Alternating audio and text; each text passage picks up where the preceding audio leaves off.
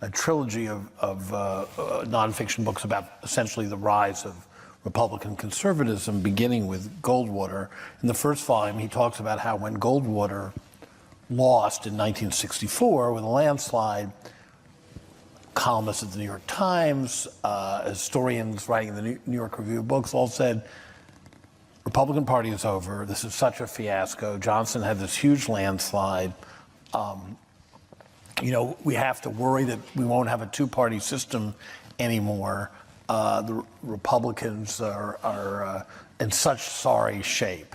And then, of course, there's, as you describe in your book, there's the rise of Nixon basically taking Goldwaterism and Wallaceism and repackaging it with code words. And then, of course, Reagan was already beginning his rise. If Trump vanishes in some way or another, we can talk about that in a second. But if in the aftermath, that's too cheap. Too cheap an applause line. I wasn't even going for it. Let's say that the Trump administration ends in scandal, whatever, resignation, whatever happens. Yeah, let us finish the sentence. I do my little show alone in a room, so I never get to hear that sound. So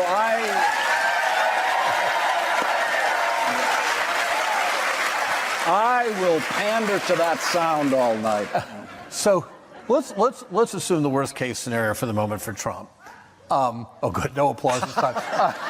You've worn them down. I had to find the right wording, the most anodyne wording I could find. Anyway, I think what will happen is, and this could happen as soon as 24 hours from now if Roy Moore loses.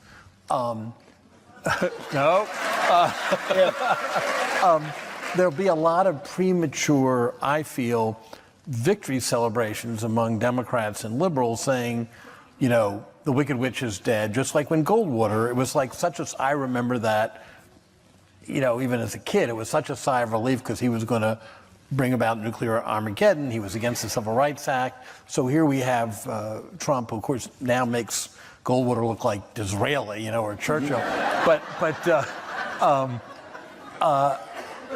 it seems to me that the Democrats were self-deceiving in '68. They were self-deceiving in '64, and perhaps again after the success of Barack Obama. And I still feel the fractured Democratic Party that you describe in your book is very much still fractured, whereas the Republican Party that was emerging in your book has been pretty consistent since then and remains consistent even if Trump disappears, because while he's the worst case scenario of it, he's capitalizing on everything we've seen from Sarah Palin and the Southern strategy, Reagan, and everything else. So what's your sort of global view of it all? Well, the two parties. That is the one guarantee we have, is that after what is perceived as a big loss in a presidential campaign, or now even a close loss in a presidential campaign, it is the news media exclusively that comes up with, and pundits exclusively, that come up with this notion that that's the death of the Democratic Party, that's the death of the Republican Party. And there was a lot of that talk in 1968. And that's after Hubert Humphrey lost by less than 1% of the vote. And Hubert Humphrey was an extremely weak candidate. And so it's just always been wrong. Every time a party has been declared in disarray and hopeless, it has always been wrong. I can remember vividly the cover stories about the permanent majority that Karl Rove was creating from his perch in the first term of the Bush administration. And Karl Rove was the media's absolute darling, as the greatest genius who'd ever lived on the Republican side of our politics. Incomparable elevation to genius status. And Rove, I don't fault him, he was spinning everyone as best he could. That's what he was supposed to do. But that turned out to be wrong. And, one of the things that I've really been glad about with this book is that reviews and reactions have not been partisan. And I'm going to share one that I got privately today, and I hope it's okay with him. I got a little, and it's because there's a wonderful piece of wisdom in it that's directly related to this question, and I wasn't going to do it. But I got a really warm email from George Will this morning about the book. And one of the things he said about it was that this shows, it's yet another demonstration of how much anger and alienation the major parties can absorb. And that was his word, absorb. And I actually hadn't really concentrated on that as I was writing the book. It's one of those lessons that comes out of the evidence as presented without me ever making that argument. And I love that George saw something, a case to be made that I hadn't specifically made, but it's absolutely there, because when you look at what happens to that Democratic Party in 1968, it is inconceivable that these people will ever even talk to each other again. Never mind unite around anything in the future. And you start to think that other parties could grow. And George's point in the email was, in other countries, when these kinds of devastating disasters happen to parties, they start to splinter off into new parties and create new parties. And this Democratic Party, this Republican Party, they can absorb and endure anything, and they're still going to be sitting there in contention the next time around. I mean, what we've seen with the Republicans, I think, under Trump is it was all nonsense that there was this establishment Republican group that was different from the party that he was appealing to. His base is the party. They've accepted everything from beginning with insulting McCain onward to, sexual harassment, endorsing a pedophile. So that is the Republican Party. It seems to me that John Anderson died in the past week. That kind of independent if John Kasich and these people, they really have nowhere to go unless they started a likely doomed splinter party, right? I mean, yeah, and Norm Ornstein, who is a nonpartisan analyst of these things, and I want to cite him because I'm not. He's great. I am not, for some reason, perceived as nonpartisan. I don't know. It must be something I've said. I don't know what it is. He makes the case that these two parties are no longer comparable. You can't say they both do the same thing, and that one of them has gone completely out of control in a direction of irresponsibility and no need to base their arguments, their positions, or their policies in fact. And that is a new world order for a political party. And so this is something we've never seen before, going off into this earth is flat environment. But it's not working. 60% of the country vociferously disapproves of Donald Trump as president. And then there are plenty of people who are in the positive Trump side of those polls who don't like him. It is not hard when you go out there and talk to Trump voters who will tell you they think he's an idiot, they think he's an embarrassment, they think all of these things, but they also think abortion is murder. And so there's only one vote for them. It must be the Republican, and it must be Roy Moore in the case of Alabama, for example.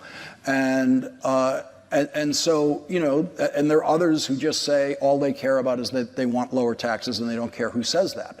And I certainly the Trump voters that I know in Massachusetts, which is not exactly the same thing as the Alabama Trump voter, I haven't met one of them who doesn't think Trump is a buffoon. But they want lower taxes or they're anti-abortion, and that's where their vote is. Right, and cynically, there are people like Gary Cohn in his administration, or Stephen Schwartzman, the New York financier, who support Trump and are probably pro-choice about abortion, but cynically want their all the Trump memoirs, all the Trump administration memoirs are going to be competing with what phrase do I come up with to outdo Rex Tillerson on moron. Fucking moron.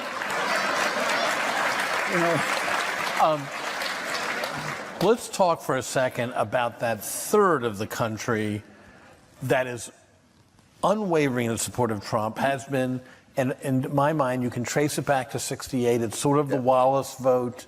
It's the vote that supported Nixon after his reelection and through much of Watergate. That's 32 or 33% of the vote. After Hillary Clinton lost, there's been a lot of sort of breastbeating among liberals that, we've all read Vance's book, Hillbilly Elegy. The Democrats have to go and talk to these Trump voters and convince them. They don't give a damn what any Democrat's going to say. They're going to watch Breitbart and Fox. They're not going to watch you. They're not going to read, liberal publications like the ones I've worked for. And that, to me, though, is an indicator of how lost the Democrats are, that they think this stable group, a minority of the country, 1/3 of the country, can be converted, because I think that's sort of a wasted effort. Well, again, that's mostly a columnist and pundit exercise. I haven't watched too many Democrats going out there and trying to do it. There are Democrats in states like West Virginia, like Joe Manchin, who has to do it every day. Right. He has to be able to talk to both of those sides every day. And the Democratic Party used to have those senators in Georgia as recently as when I was working in the Senate, Georgia, Alabama. Here's how it feels to me, like it wasn't that long ago, but when I was working in the Senate, both of the Alabama senators were Democrats. Including, by the way, the current senior Republican senator from Alabama. He was a Democrat when I was working in the Senate. He switched parties after the election of 1994 when the Democrats got wiped out. Look, I don't think there is a conversion policy that you can come up with and put in a 30-second TV ad in politics. And I don't think there's something a politician can say to convert what's left of the Trump support base. They probably aren't going to move, or they're going to move over a very slow period of time that you can't use in politics. And by that I mean segregationists in 1960 were not segregationists in 1970. I mean, some of them still had their heart there, but some of them didn't. Some of them genuinely changed their minds. There were pro-war, pro-Vietnam War people in 1964 who were anti-Vietnam War in 1968, including, by the way, United States senators, because Gene McCarthy and all the rest of them, except for one, voted for the Gulf of Tonkin resolution that allowed for the escalation of the Vietnam War. A bunch of them changed their minds in a number of years, but they didn't do it overnight, and they were reluctant to change their minds. So people do change their minds, but within the political window that you need them to change their minds on things like attachment to Donald Trump, 4 years is usually too short a window to get that to happen. But there's always hope in the longer term. And I can never let go of that because of an experience I had right here in New York City back in the early 90s with Senator Moynihan. He was doing the Today Show one morning. And the Russian ambassador to the UN was also doing the Today Show for reasons I can't remember at the time. And this used to be, this Senator Moynihan, of course, was the ambassador to the UN when it was the Soviet delegation. Soviet Union has since collapsed. The Berlin Wall has come down. And now here is the Russian ambassador to the United Nations over there in the corner of the green room with his gang, I think I can use the word, because Pat Moynihan was sitting with me in a corner saying, I think that one's KGB, and I think that one's KGB, because he's recognizing some of the faces in that group who he believed were KGB agents back when they were in the Soviet delegation. And so Pat Moynihan has to go on first and do his segment, and so we're getting up to leave the room, and we're walking out of the room, and the guy who he had fingered first of all as a KGB agent, the toughest looking one of all of them, comes running up to Senator Moynihan as he's going out the door to go do his segment. And he says something in heavily accented English that neither one of us can understand. And then he says it a second time, and we hear a couple of the words of it, but we haven't put it all together. And then the third time he says it, Pat Moynihan's face lights up like I'd never seen it before, because what he's saying, looking up at Senator Moynihan with this big smile, is, we were listening. And in that instant, Senator Moynihan's life was rewarded because he had lived a life of hoping that you were listening. as his students in lecture audiences at Harvard.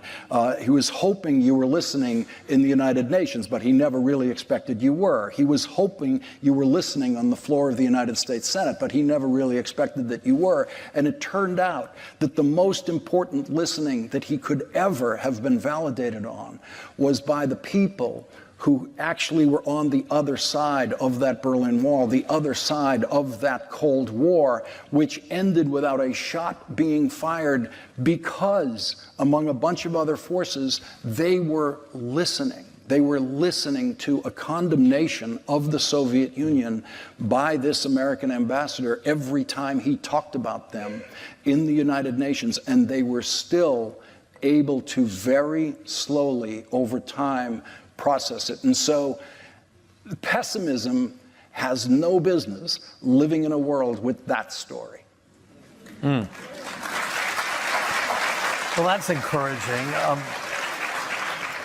In writing the book, what were the things that you've forgotten that you rediscovered, or what were the surprises, if any, as you looked at this year again and all this material and sifted it through your grown-up self?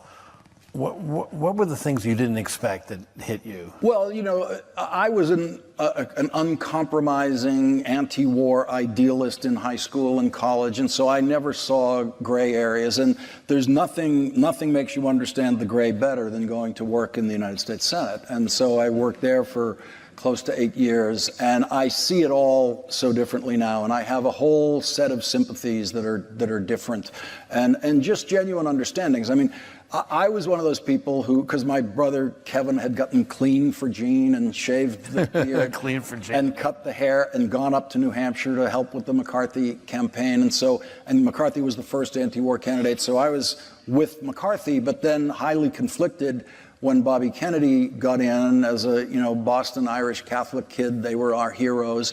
And yet the Bobby thing seemed opportunistic to me, and I was bothered by it. And now I understand, which I didn't know, that Bobby was thinking about running long before Gene McCarthy.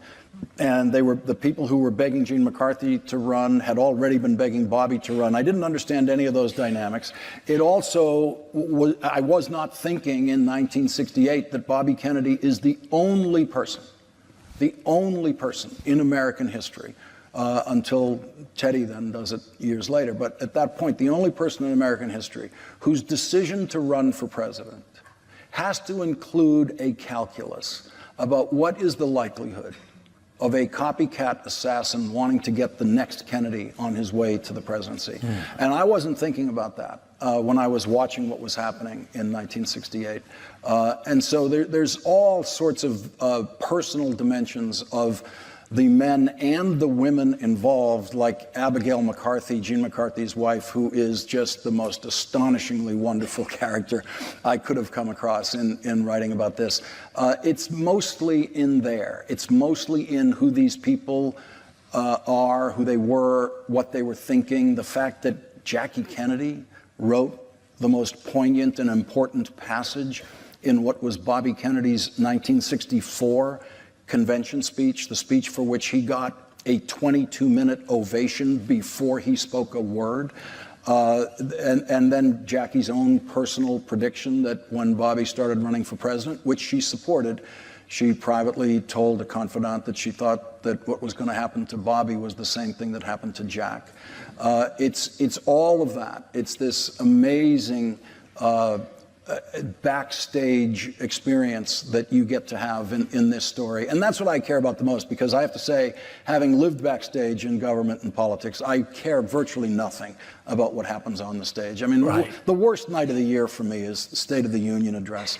For whoever's giving it, where I have to pretend something important has just happened in a speech. And yeah, I have to tell you, inside government and politics, there's no one is held in lower regard than these speech writers, because the people who actually do the governing think the speech making is the silly part of it, and it's the oversimplification and the cheerleading part of it. And so my own attraction is always to what was going on in the room where the doors closed. If I may say so, a positive thing about Trump's campaign was that he did. I didn't hear any applause for that. was that he did, in his crude sort of bull in a china shop way, completely demolish a lot of the conventions and stagecraft of American politics. You know, he didn't have good TV ads. He didn't listen to consultants. He ridiculed polling. He showed that, you know, and whether it was for Hillary Clinton or on the Republican side, Jeb Bush, they were blindsided by this kind of breaking. They all believed in these rules. They believed you had to listen to consultants. You had to stage events that were silly as the State of the Union. And I don't think it's ever going to be the same again now. Well, but so the reason Trump was able to do that, you can throw away, you can break the rules as long as you have one thing driving your candidacy. The only thing that allows you to break rules when it's driving your candidacy is hatred. And Trump's campaign was a hate-fueled campaign from the start. So if you hate what I hate, you can do no wrong. That is the strongest connection you can have to voters. And we've seen versions of that on the Democratic side, and we saw it in 1968. It is impossible. I think Frank will agree to this. It's impossible to overstate how much Lyndon Johnson was hated by the kids who went to New Hampshire to campaign for Gene McCarthy. Hated him. He was a personal threat to their own lives in him sending them off to Vietnam. He was despised. Richard Nixon was then despised. So much of the energy for Gene McCarthy and the could do no wrong in '68 came from this hatred, which we could call a virtuous hatred because it was aimed for this other good. And Gene McCarthy could do things as a candidate that no one else dared to do. He would stand up in front of audiences and, as far as the press was concerned, bore them to death. They couldn't believe how flat and boring some of these speeches were, and the McCarthy kids loved every second of it. They didn't need to cheer and applaud, you know, for every line. McCarthy was the very last presidential candidate ever who believed that the way to win hearts and minds and votes was to flatter the audience's intelligence. And he would do things like quote the most obscure poetry off the top of his head, and no one knew what he was talking about.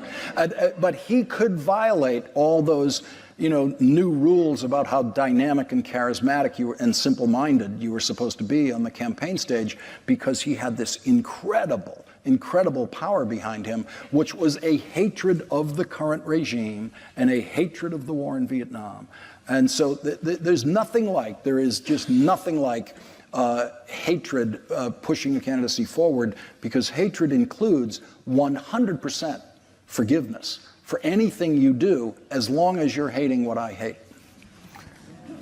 You know, I grew up, as I suspect you did, in a household that hated Nixon. But people forget the visceral hatred that Johnson, after these triumphs of the Civil Rights Act and all the rest of it, piled up. And you know, when there was all this hoo-ha over the summer about the Shakespeare in the Park, Julius Caesar, where Trump was, assassinated, at least someone who looked like Trump. People forget that the most successful off-Broadway play of the late '60s was a play called McBird, where Lyndon Johnson was literally accused of having contrived the assassination of JFK. And it ran for 12 months, 13 months. And anyway, so some very red meat questions. Oh, good. What happens if Trump fires Mueller? Well, I don't know. I will say it's too late. The time to do that has passed because Manafort's already indicted. He's under indictment. There's a case number in a federal court in Washington. That case doesn't go away. Nothing makes it go away. The president cannot make that case go away. Now, if the president decides, I really do want to fire Mueller and make the case go away, okay, then you can pardon Manafort, but you've got a problem when you pardon Manafort. That just means that Manafort has to testify to Congress under oath publicly the next day, because once you're pardoned, you lose your Fifth Amendment rights, because you cannot self-incriminate over something you've been pardoned for. So he has no Fifth Amendment rights the minute you pardon him. He also is still liable for any crime of perjury he might commit while under oath. So everything about, and this has all been explained to an extremely depressed Donald Trump. When he was hearing this, he was going, you know, imagine when you tell him, oh yeah, the problem with the pardon is he loses his Fifth Amendment rights, then he can say everything publicly tomorrow. Imagine Trump's reaction to that when the lawyers told him that. So it's gone too far down the road to be able to extricate. Same thing, but with Flynn, by the way. If you wanted to just pardon Flynn tomorrow, you could, but that makes him an available witness the next day under oath publicly to the committees. And so, it's a little too far down the road for Trump to be able to do any of this stuff effectively. But that's a long-winded answer to I don't know what happens, other than, you may open up some of these guys to be witnesses immediately if you also accompany it all with a pardon. Here's a three-part question. I really like the first part. When do you think Trump will be indicted? Not if, just when. Yeah. And parts 2 and 3 are, do you think Jared and Don Jr. will be indicted, and will the indictments exceed the number of Nixons? Yeah. It's hard. Nixon, it was over 40. Just in the Nixon administration, that doesn't count the burglars. It's hard to outdo Nixon. 2 Nixon attorneys general. That's hard to outdo. I don't think they're going to be able to outdo the Nixon administration. I have no idea, and I have no idea what the liability for Jared Kushner is all within that. That's the liability we know about is within the disclosure forms where he did not disclose things about his foreign contacts. And so he definitely has some criminal liability there. We'll see if it meets the threshold of a prosecution. I don't know. Donald Trump has obvious criminal liability on obstruction of justice for firing Comey and his stated reasons for firing Comey, and then his absolutely brilliant tweet. Just the most wonderful confessional tweet in history. We have a winner. We have a winner for stupidest tweet in history. And it's Donald Trump saying, when I, fired Flynn, I knew he had lied to the FBI. All this, fired Comey, all that stuff. It's he's just a miracle. The prosecutors are staring at that, saying, we've never, ever, ever had anybody like this who just serves up this stuff to us. And so, he has real exposure there. That's where I think, in terms of just the public record, I have no idea what his exposure is on, Russian entanglements. I have no idea what that might be. That's all guesswork at this stage. But, the Comey thing and that firing is a very clear place to explore obstruction of justice. But, I don't know if any of that stuff's going to. I'm very patient about waiting for these things to happen. And I don't know if that's, I guess I've learned that a few ways over time, but there's nothing like actually working in the Senate for developing your patience for stuff, for outcomes, Do you think, indictments aside, do you think Trump lasts a full term? Well, without indictments or an impeachment move, I don't see what else would do it.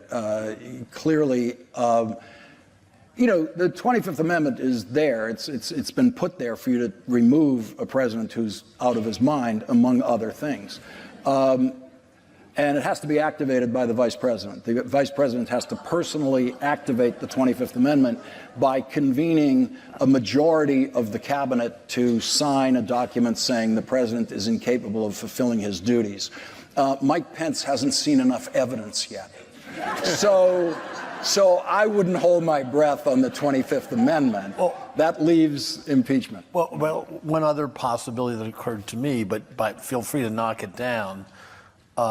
What if Donald Jr. and Jared are in real legal trouble, and there's some deal Trump could make to sort of save them and also possibly Trump businesses and get out while declaring victory?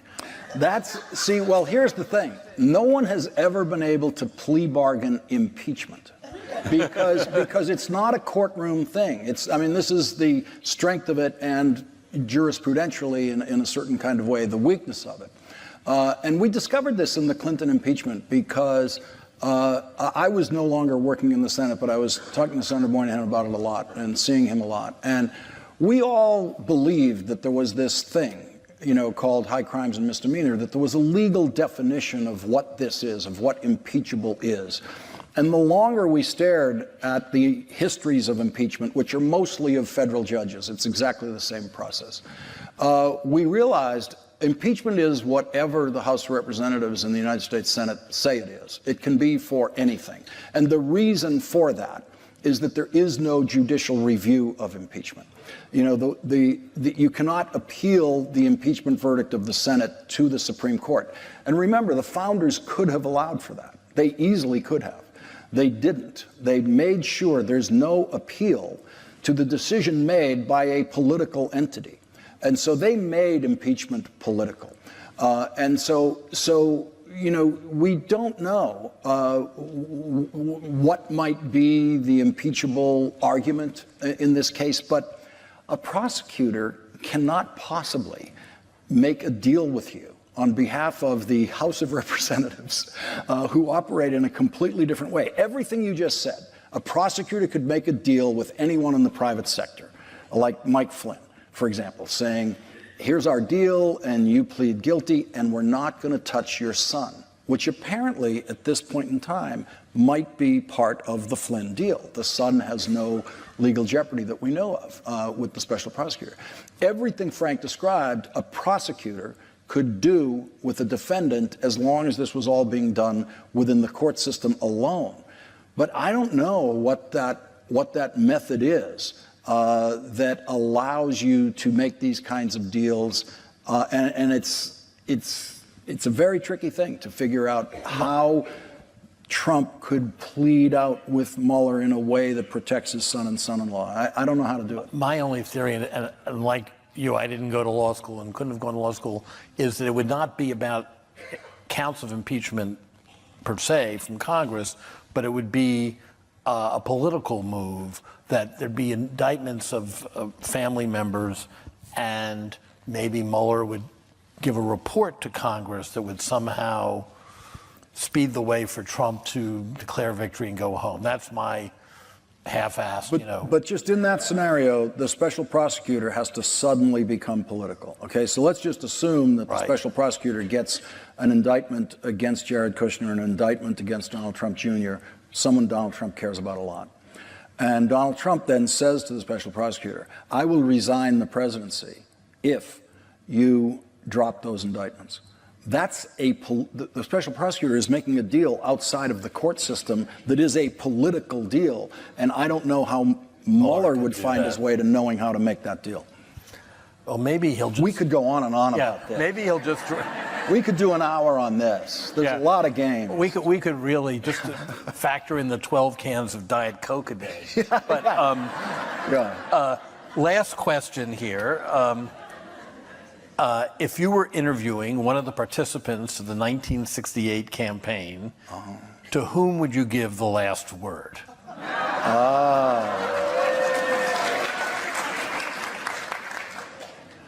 I would give it. I would give it to the person who gets the last word in the book, which is Gene McCarthy, because he's the one who started everything that gave us what became the 1968 campaign. If Gene McCarthy had not decided to run, Bobby Kennedy would not have run.